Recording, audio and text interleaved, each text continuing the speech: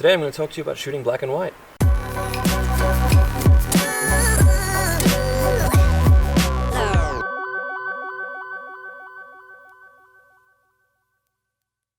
I've made my way up to Doseonsa, a Buddhist temple in Bukhansan National Park in Seoul, and the temple's really colourful. It's got those sort of beautiful painted awnings that you typically find in Korean Buddhist temples, but I decided that today I wanted to shoot it in black and white. Something was kind of calling at me to shoot some black and white images, and so I thought I'd run you through the process of doing that today.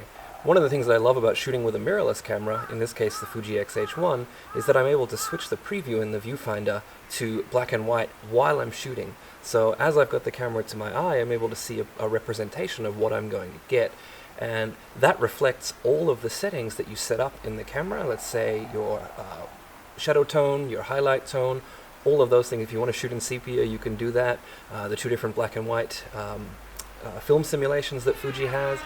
Now, if you're shooting JPEG, that's how it's going to be saved, but if you're shooting a RAW file, you'll actually get the color RAW file, the full RAW file back once you get it home onto the computer. So then you can make your own black and white conversion, or if you so choose, leave it in color.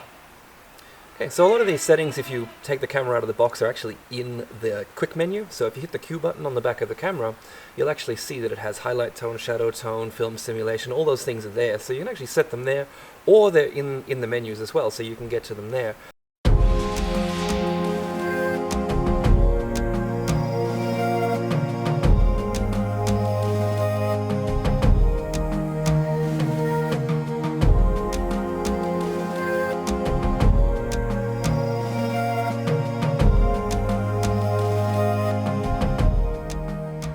One of the things I love about shooting black and white is that I'm able to concentrate on shape, form, light, these sorts of things, textures, rather than having to worry about certain colors blowing out or becoming too saturated or not working together.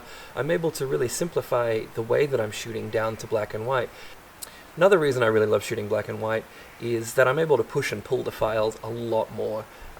Radical tone adjustments don't have the effect of making colors look a little strange. As humans, we're used to seeing the world in color, and we're used to it looking a certain way. If you push it too far or pull it too far, it tends to start looking a little unrealistic, a little garish to us.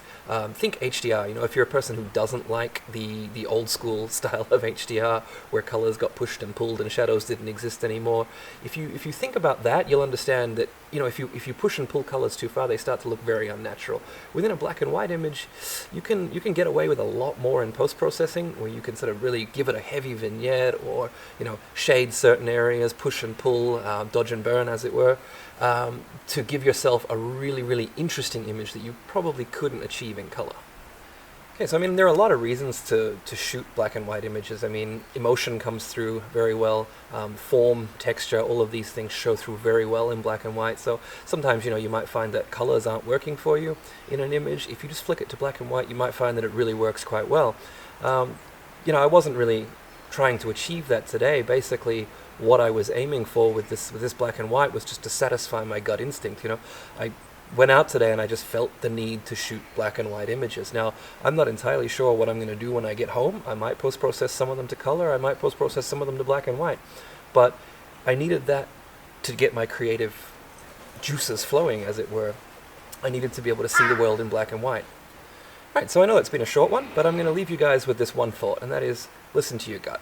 If you go out and you see all these beautiful colors in the world, but you're not feeling like shooting color today, if you're seeing things in black and white, just switch that preview over. Shoot it in black and white.